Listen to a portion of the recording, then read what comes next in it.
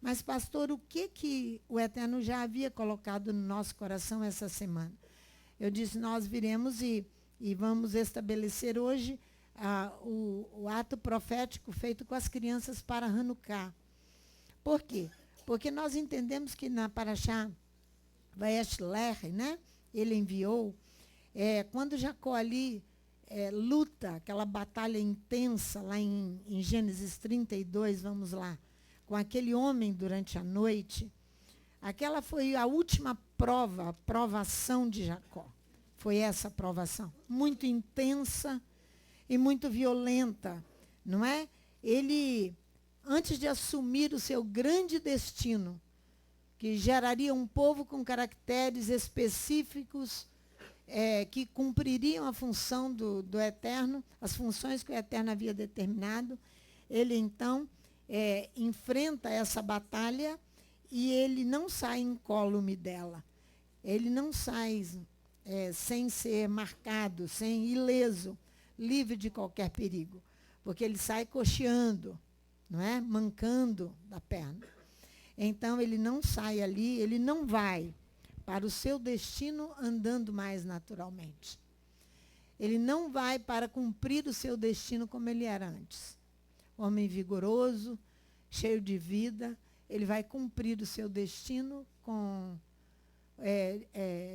marcado fisicamente, não é? Marcado fisicamente.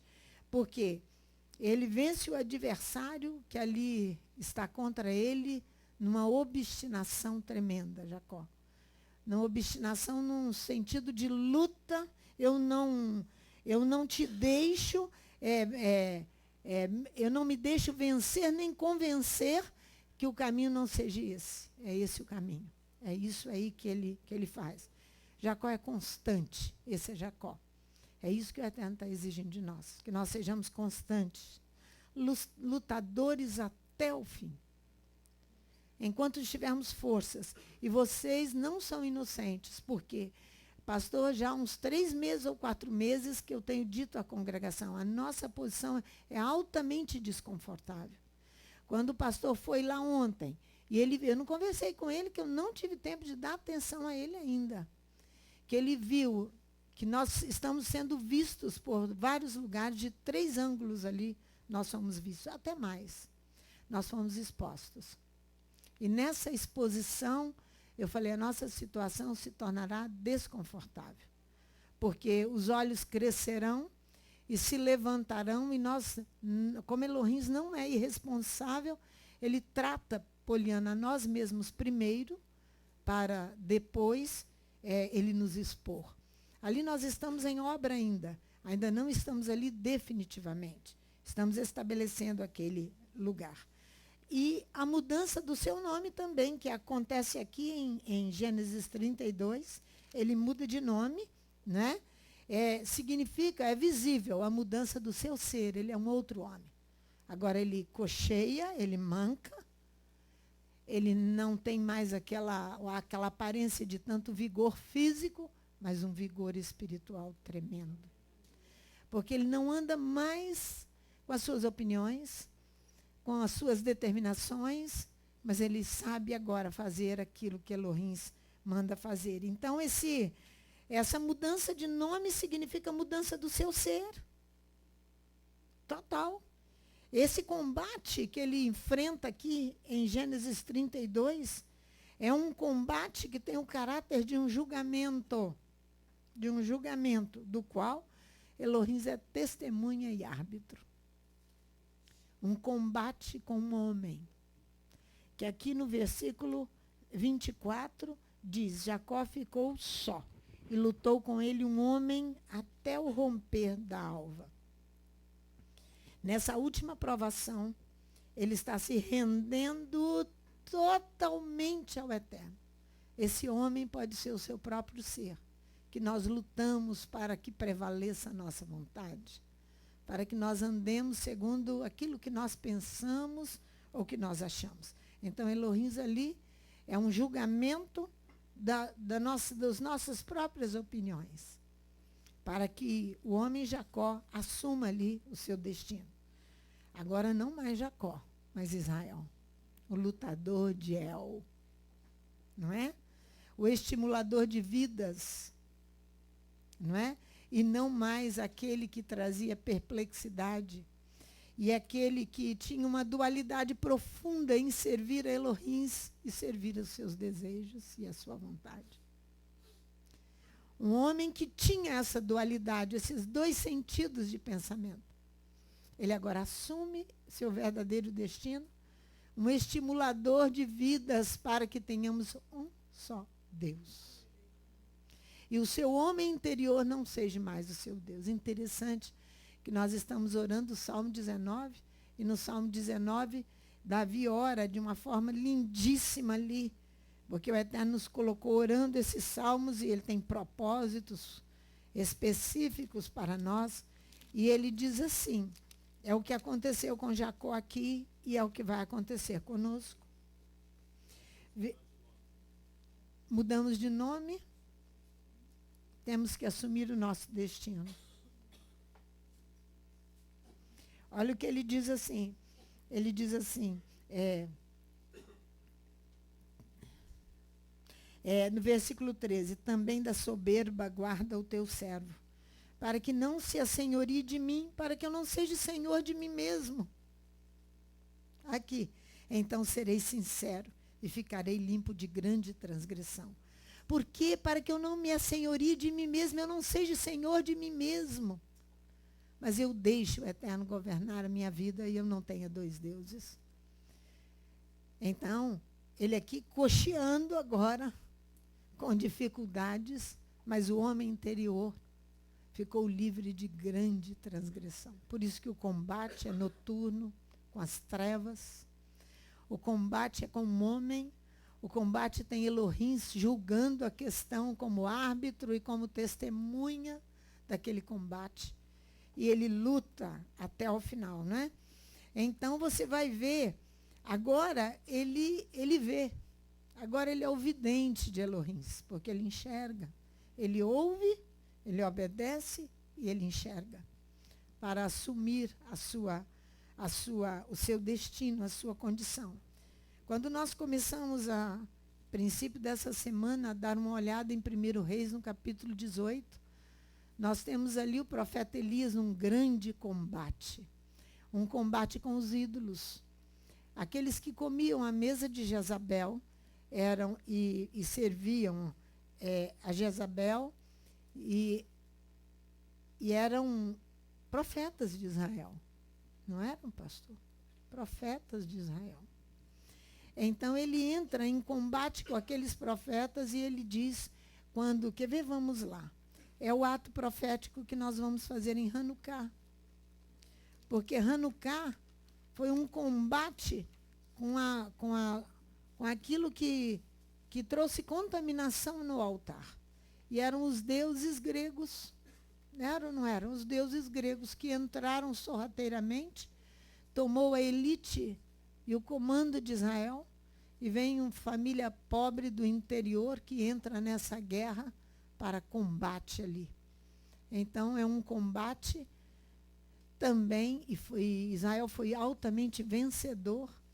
A Poliana experimentou isso ao vivo. A opinião dela, ela abrir mão, o segundo aviso ela abriu. Ela não esperou o terceiro aviso, ela fez a leitura daquilo que Elohim estava falando com ela, em sonho. Abriu os olhos dela para livrá-la da cova, livrá-la da morte. Não é para isso que a Bíblia diz que o Eterno faz? Aqui, Elias diz, depois de muitos dias, versículo 1, no terceiro ano, veio a palavra do Eterno a Elias.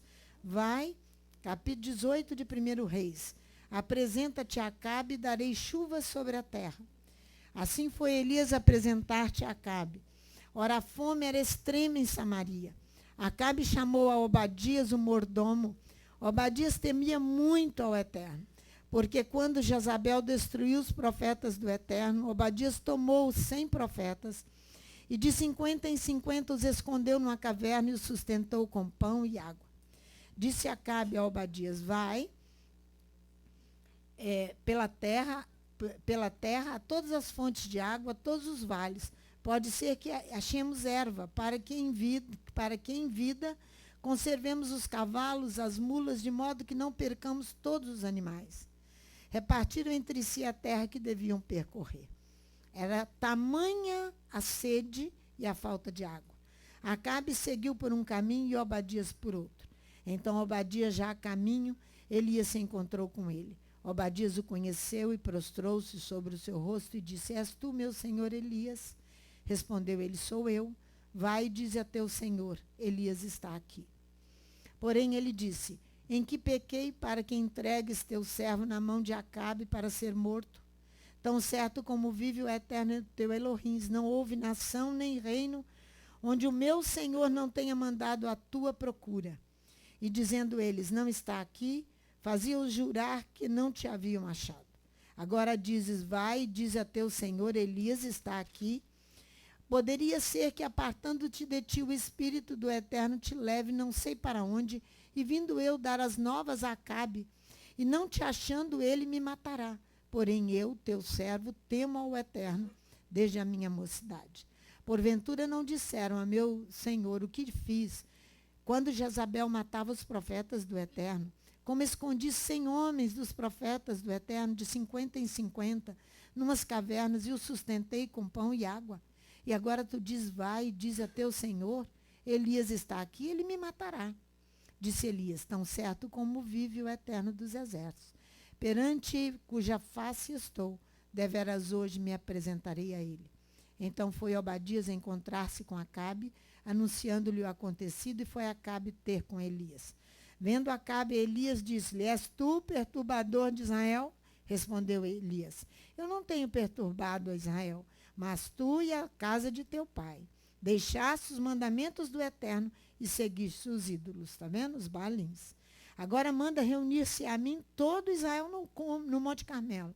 E traz os 450 profetas de Baal e os 400 profetas do poste ídolo, já será, que comem da mesa de Jezabel. Então Acabe convocou todos os filhos de Israel, reuniu os profetas no Monte Carmelo. Aí você já sabe o que vai acontecer. Olha o que Acabe diz, olha o que Elias diz no versículo 24. Então invocai o nome do vosso Deus, e eu invocarei o nome do Eterno. O Deus que responder por meio do fogo, esse aqui é Elohim. E todo o povo respondeu. É boa esta palavra. Mas olha o versículo 21. Elias se chegou a todo o povo e disse: Até quando cocheareis entre dois pensamentos? Se o Elohim é Deus, se o Eterno é Elohim, segui-os, mas se é Baal, seguiu. Porém o povo não lhe respondeu nada. Nós estamos lidando aqui com quem conhece a palavra e desviou-se dos mandamentos, e numa guerra tremenda. E então, o cochear aqui não é aquele cochear ali de Jacó. O cochear aqui é cometer faltas, é não cumprir os seus próprios deveres, é ser vacilante e incerto quanto às coisas espirituais. O Eterno manda fazer uma coisa e você não faz. Então a palavra tem uma ambivalência terrível. A guerra é para nós dentro de casa, para que definitivamente nós tenhamos que escolher se Elohim é nosso Deus. Por isso que o Senhor veio com essa palavra. Se Elohim é o nosso Deus, verdadeiramente, ou se nós estamos servindo a nós mesmos, se nós vamos obedecer como o patriarca Jacó fez. Lutou ali aquela luta terrível para poder vencer com aquele homem que ele lutava. Elohim é ele que estabeleceu esse julgamento. E ele vai ser árbitro e juiz entre nós. Árbitro e testemunha no meio de nós. Se nós arregaçaremos as mangas e vamos lutar. Para definirmos, para quando chegarmos, pastor, lá em Pentecostes, podermos entrar na aliança. Do contrário, não entraremos na aliança. E a questão não é com meu vizinho, não é com a pastora Sandra, não é com o pastor Isaac, não é com ninguém. É comigo mesmo. Quem eu quero servir? Quem eu quero servir? Quem eu quero servir? Olha o que Josué fala. Abra sua Bíblia em Josué. no capítulo 24. Patriarca Josué, no versículo 14 e 15, põe o povo, quando ele vai renovar a aliança em Siquém, ele pressiona o povo. Olha o versículo 14 e 15. Agora temei ao Eterno e servi-o com sinceridade e com verdade. Foi isso que pastor Isaac veio aqui cobrar de cada um de nós. Já que vocês fizeram adesão, já que vocês, do contrário, vocês não são servos. É só isso. Não foi isso que o senhor veio cobrar?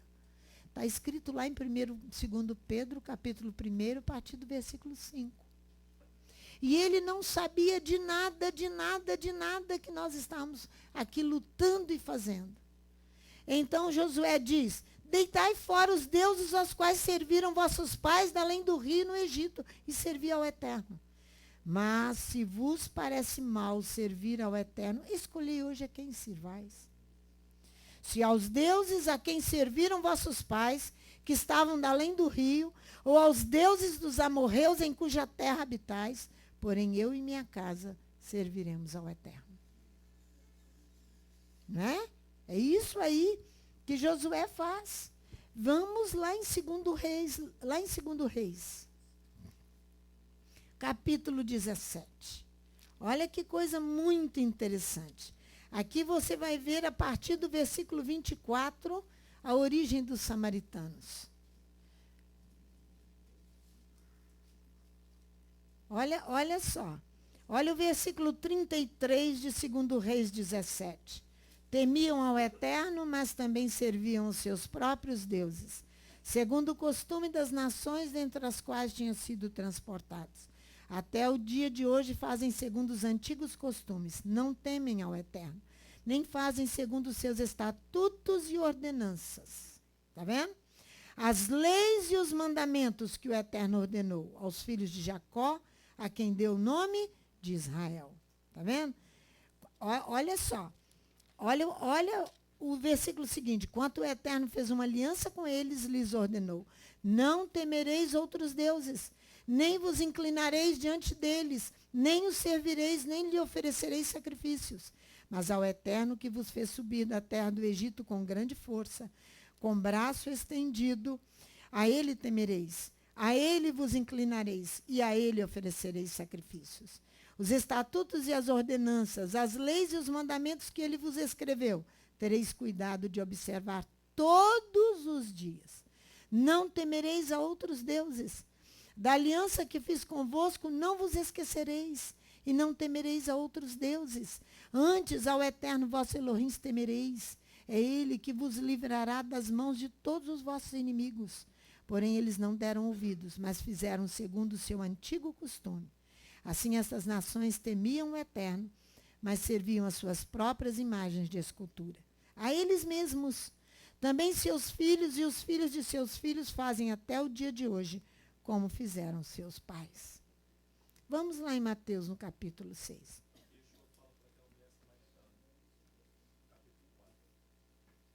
É exatamente o que ele fala para aquela mulher samaritana. Isso. Vocês não? Como, o que você falou, Léo? É. Está vendo? Adoramos o que conhecemos, porque temos um só Deus. Para prosseguir no nosso destino, é um só Deus. Porque o Eterno nos expondo ali naquele lugar, pastor. Ele não é irresponsável. Se ele não tratar o nosso coração. Por isso que eu estou orando, pastor, todos os dias. Senhor, livra-nos da perversidade do nosso coração, dos nossos próprios pensamentos. Cristine, das nossas próprias opiniões. Nós estamos orando todos os dias. Olha o que Yeshua diz aqui no capítulo 6, no versículo 24 do capítulo 6. Olha só. Ninguém pode servir a dois Adons. Aqui diz a dois senhores. É a oposição entre a luz e as trevas.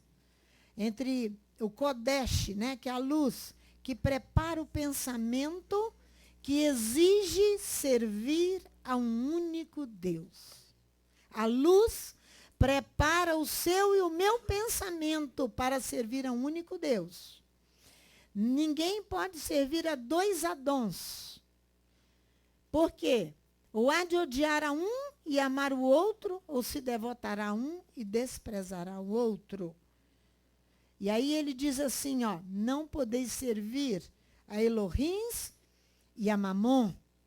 Quando ele diz ali, servir, vós não podeis servir a Mamon, se entende que significa não só o dinheiro, mas tudo aquilo que nós nos apropriamos. Não só o dinheiro, mas também bens, coisas, opiniões. Não se pode servir a um ídolo e servir a Elohim. Olha aqui, uma parábola em Lucas 16, que nós meditamos nessa parábola recentemente. Lucas 16. Lucas 16. Recentemente. Aqui Lucas repete a mesma coisa no versículo 13. Ninguém pode servir a dois Adons. Ou há de aborrecer a um, versículo 13 de Lucas 16. É o administrador da iniquidade. Lembra que nós discorremos nessa palavra recentemente? Então ele diz, ou haveremos de aborrecer a um e amar ao outro, ou há de se chegar a um e desprezar o outro. Não podemos servir a Elohins e a Mamon. A tudo que é objeto de apropriação que nós temos, que o homem tem a tendência de se apropriar das coisas. Igual uma criança pequena, papai é meu, mamãe é minha, aí ela vai aumentando o círculo dela de relacionamento, daqui a pouco é a tia na escola, é o coleguinha, mas tudo é meu, tudo é meu. Tudo isso é coisa de criança incapaz e nós não somos mais incapazes. Nós estamos prontos. Eu chorei muito essa semana orando, segundo aos Coríntios, capítulo 8. O Eterno fazendo tudo isso conosco, e nós devemos nos submeter a servir a Elohins, e a servir ao meu irmão, e a servir a cidade, o zelo pela cidade, o cuidado pela cidade que Ele colocou nas nossas mãos. Eu preciso ser participante disso. Por quê? Para que haja igualdade em nós. Vamos lá para você ver. 1 aos Coríntios, capítulo 8. 2 aos Coríntios, né? É 2 aos Coríntios, não é primeiro. Desculpe, irmãos. 2 aos Coríntios, capítulo 8. Você vai ver aqui, que no título aí da sua Bíblia, você vai ver uma coleta para... Não é uma coleta física. É um chamado aqui para o serviço. Mas para você deixar o ídolo, entrar nesse combate junto, para que nós possamos subir àquele lugar. Porque para que haja igualdade. Porque quando nós não servimos, pastor, por isso que o senhor vem com a palavra amor. Porque quando o amor do Eterno é derramado aos nossos corações, nós servimos a Elohins e servimos as pessoas. Então, nós trabalhamos a igualdade. A igualdade é um princípio pelo qual todos os cidadãos podem invocar os mesmos direitos. Isso que é igualdade, não é isso no direito? Todos os cidadãos podem invocar e ter para eles os mesmos direitos. E aqui, o lamento de Paulo, a busca do apóstolo Paulo falando à igreja de Corinto para que houvesse igualdade. Porque se nós vamos para um lugar daquele que era chamado uma casa-palácio, era chamada, pastor, Palácio da Rua Dom Fernando. Vai nos inscritos lá, para você ver, não é, Mirelle? Você sabe disso? Sabe não? Robertinho sabe. Palácio da Rua Dom Fernando. Vamos ser elevados, vai haver uma desigualdade. O que a desigualdade vai provocar? Vai chamar a desigualdade, quando extrema, ela dá chance ao populismo. Eu aprendi isso com um grande escritor na revista Veja essa semana, quando eu estava no dentista. Falei, o Eterno está falando. A desigualdade, ela vai chamar o populismo. Você vai entender isso rapidinho. A doutrina literária ou artística que reage contra as expressões burguesas e mundanas e busca seus temas na vida e nos sentimentos das classes populares. Você conhece isso através do governo do PT? Não é não?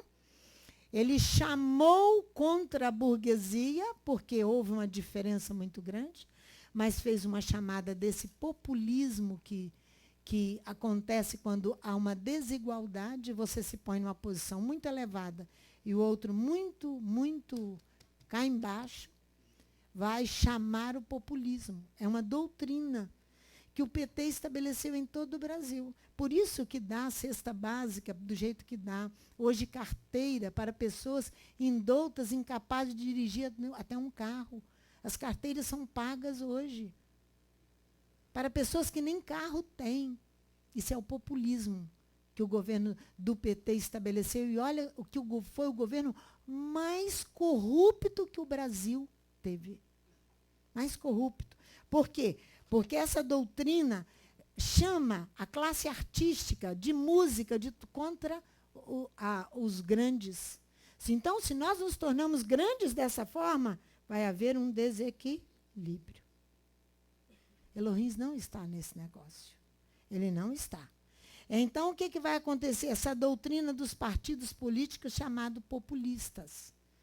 Essas são as políticas radicais, intransigentes, que é um sistema político que pretende a transformação imediata e completa de uma organização social. Você sabe que nada se transforma completamente assim, com um passo de mágica. É com oração, com súplica, servindo, servindo, servindo, servindo, servindo, servindo e servindo a Elohim e servindo ao povo. Igual Jacó. Então, nós temos uma paraxá que fala profundamente ao nosso coração. Mas antes nós temos que fazer uma guerra contra o homem interior.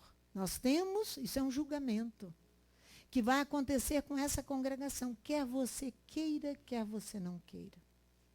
Por isso que a Poliana estava aqui cantando incomodada que ela tinha que falar. Porque ela se alistou no exército, cujo comandante dela não é a pastora Sandra, não é Isaac, não é Roberto, não é ninguém aqui, nenhum líder aqui. O comandante em chefe dela é quem? Elohim de Israel. E ela respondeu ao chamado dele, ela não seguiu a sua própria opinião. Olha o que Paulo fala sobre a igualdade. Agora, irmãos, vos fazemos conhecer a graça de Elohim dada às igrejas da Macedônia. Em muita prova de tribulação houve abundância do seu gozo, e a sua profunda pobreza transbordou em riquezas da sua generosidade. Pois, segundo as suas posses, e ainda acima delas, deram voluntariamente. Deram de ajuda. Não é só ajuda física, não. Pedindo-nos com muitos rogos o privilégio de participarem deste serviço que se fazia para com os santos. E não somente fizeram como nós esperávamos, mas a si mesmos se deram. Primeiramente ao Eterno e depois a nós pela vontade de Elohim. Coisa linda, pastor. De maneira que exortamos a Tito que, como começou, assim também acabe esta graça entre vós. Portanto, assim como em tudo tendes abundância nessa congregação, em adesão, que é a fé, em palavra recebida a cada Shabat, em ciência, não a ciência que incha, mas a ciência daquele conhecimento que o pastor Isaac falava hoje pela manhã, em todo o zelo e no vosso amor para conosco, assim também sobressai nesta graça. Não digo isso com quem manda, mas para provar, pelo zelo dos outros, a sinceridade do vosso amor.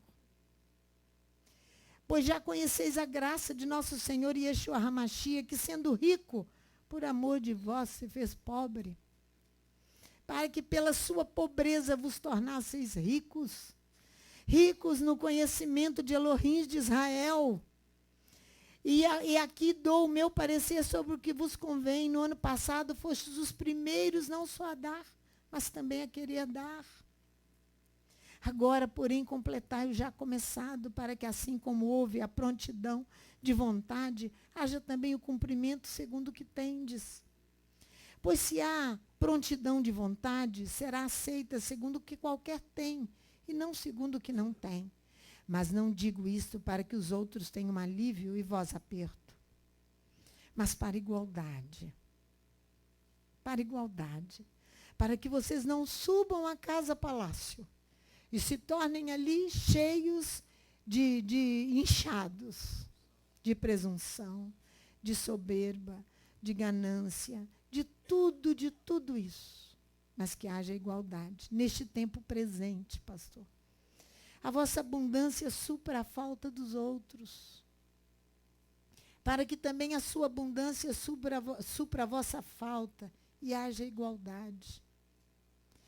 Como está escrito, que muito colheu não teve ter mais, e o que pouco não teve falta.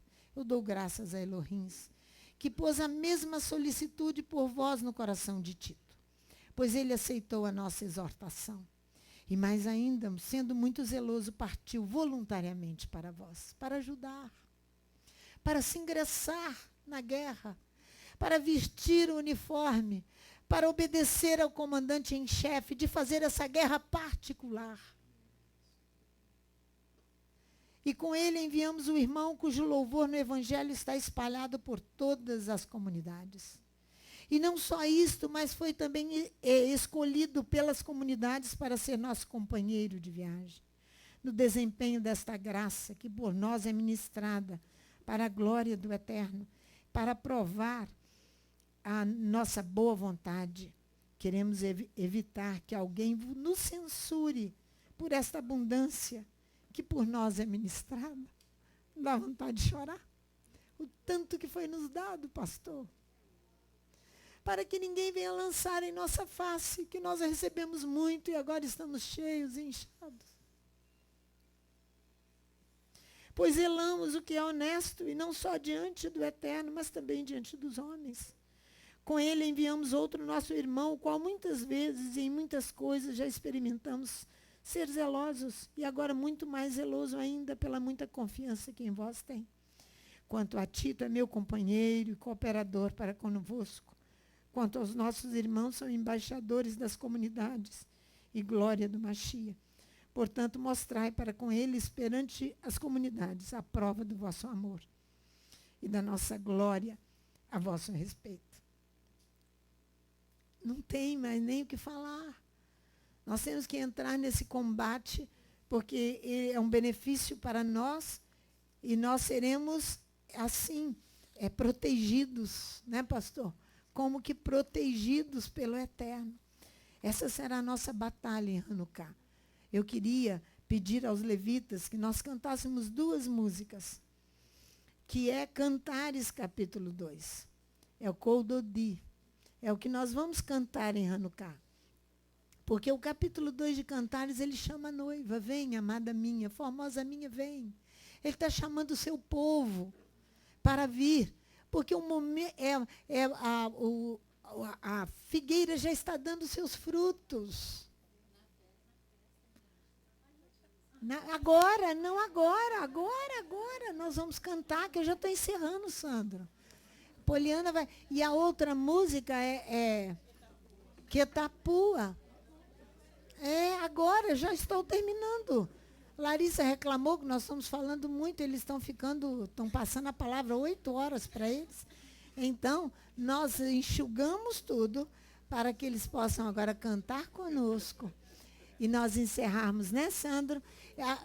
Kol Dodi é um chamamento de Cantares 2. Por quê? Porque sobre ela, sobre a noiva, está o dossel, está a cobertura, não é? Isso aí? Então, que o Eterno nos abençoe para enfrentarmos essa luta contra os ídolos, agora em Hanukkah, contra nós mesmos. Foi isso que o pastor Isaac veio para poder se unir a nós nessa grande campanha militar, né, pastor? Campanha militar.